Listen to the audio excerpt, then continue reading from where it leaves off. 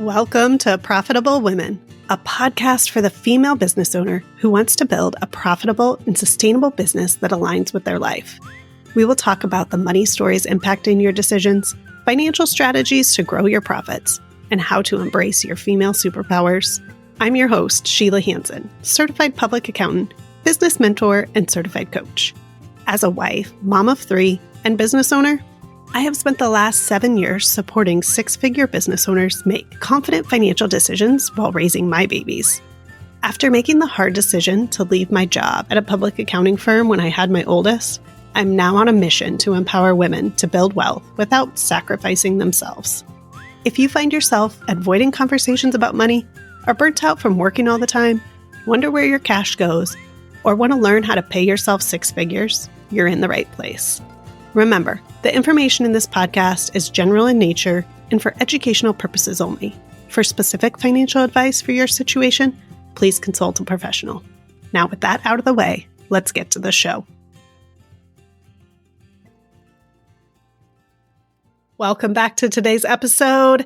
We are digging into why growing your revenue doesn't always mean that you have more cash in the bank. This is such an important topic and one that is so common for business owners as they are looking to grow their business, continue to make more money, and think about the ways that they can do that.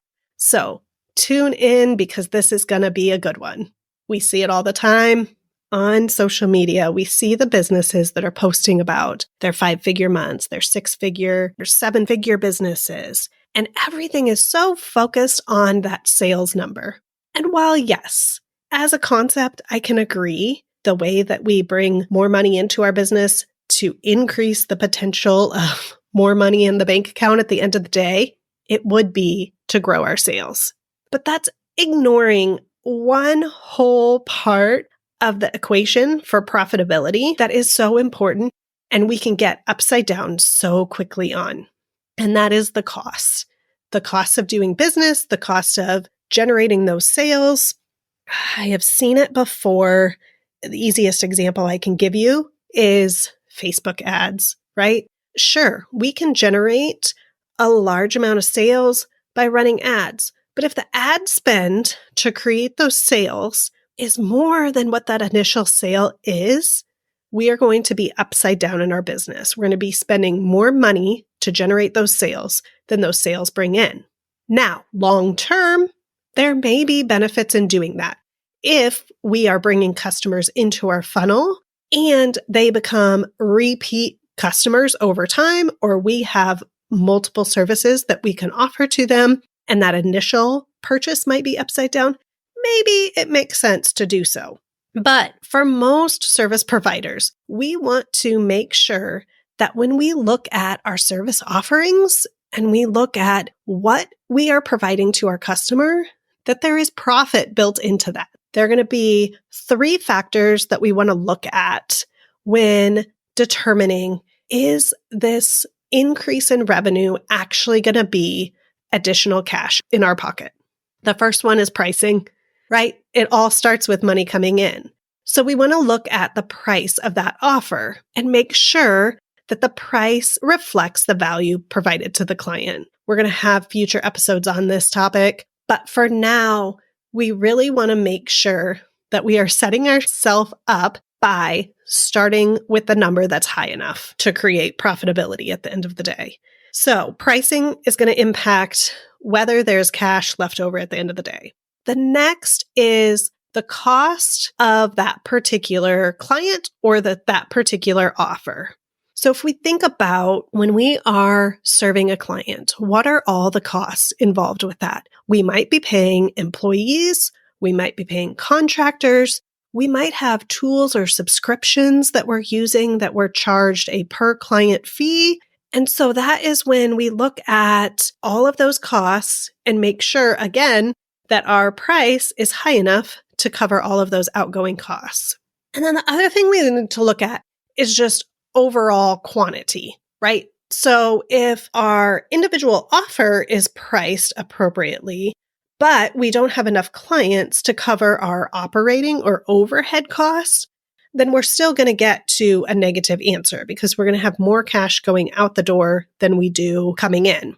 Not only is our pricing important, not only is the cost per offer or cost per customer important, the overall quantity of the number of clients that we're serving is important to make all of that math work.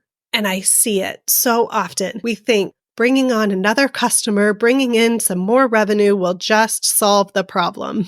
And then what happens is we get busy and we get overwhelmed, and it doesn't actually lead to us having more cash. Then we're scrounging and we need to find some more quick cash. So we put out a new offer and it costs us more to get that going. And so we get into this cycle of more cash meaning more expenses, more cash meaning more expenses. And we just can't get out of it. And so we really have to stop and take a look at each offer, at each client, and make sure that each one of those is profitable. And then that we understand how many clients we need, how many customers we need as a whole to make the math work. Hey there, fellow female business owner. Are you tired of sifting through endless articles, resources, and scrolling social media just to find the nuggets of wisdom that actually apply to your journey? Well, I've got something just for you. When you join our weekly email list, you will receive a go-to resource with actionable tips, inspiring stories, and valuable insights tailored specifically for women entrepreneurs like you. Each week, we deliver a dose of empowerment straight to your inbox, covering everything from mastering your money mindset to navigating the ever-changing landscape. Join other like-minded women who are leveling up their business and living their dreams.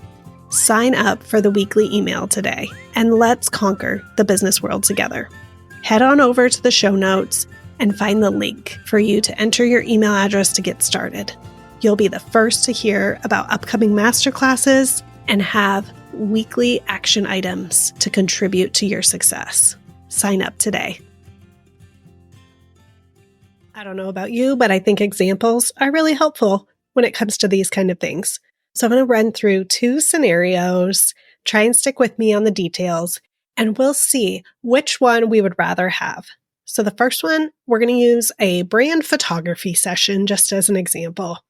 Let's say we charge $500 for a session. It is in a space either outdoors or somewhere public that we don't have to pay any sort of rental fee for the space.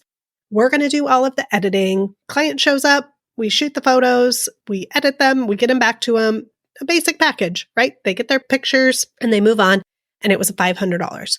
Well, we have in that case no real cost that we're spending to provide that particular customer with that particular product, right? So our profit margin is almost $500. Now, we will probably have some overall operating costs like our editing software, our gallery storage, some of those other CRM or Dubsado, Honeybook, whatever it is you use.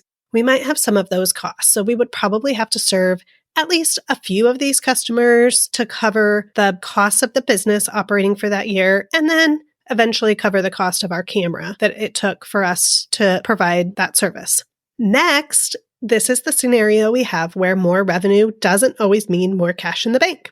We have a branding package that is a $1,500 package. It includes space rental for $350. We're going to pay somebody else $300 to do the editing for us.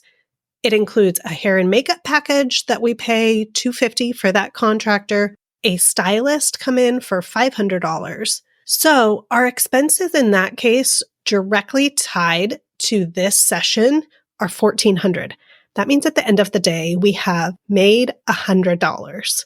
So we could sell a branding package for $500. We could sell a branding package for $1,500, but that comes with additional costs. At the end of the day, the $1,500 one does not mean that there's more money left over for us. Now, in that package, we didn't have to do the editing. So maybe time-wise it works out and that's what we want to be doing. But we're going to be selling a lot more of those $1,500 packages to be able to produce the same $500 that we could if we were doing the lower package on our own. That is just one example of how, one, your pricing matters. Two, the cost directly tied to the service comes into play. And then three, the overall number of clients comes in. So again, let's just say we spent $3,000 on our camera. In the $500 scenario, because it was generally all profit for us, we would have to do 6 sessions to break even. In the $1,500 scenario, we're only making $100 on each of those sessions. So we would have to do 30 of those to be able to cover the cost of our camera. When I tell you that more revenue does not always mean more cash in the bank, this is why. There are multiple factors that we need to consider, and just creating more customers or more sales isn't going to always solve the cash flow problems that we have within our business. So I encourage you to break down each offer, take a hard look at what it actually takes to serve that client, whether that be direct costs of subscriptions, direct costs of other people's time, or your own time, and see if it is worth it to continue serving that customer. It might be that you could pare down and serve less customers, offer less services, and make the same amount of money, if not more money. Continue to listen to this podcast as you grow your financial understanding of all of this, and tune in as we keep talking about these important lessons to understanding the numbers and the ins and outs of our business. Thank you for tuning in. And as always, we are in this together. Thanks for tuning in to this week's episode of Profitable Women. Make sure you never miss an episode by hitting the follow button in your favorite podcast player. And things are always easier when you talk about them with a friend, so be sure to share this episode with them. If you're looking for more ways to grow your financial confidence, head to the show notes for a link to subscribe to our weekly email. Until next time.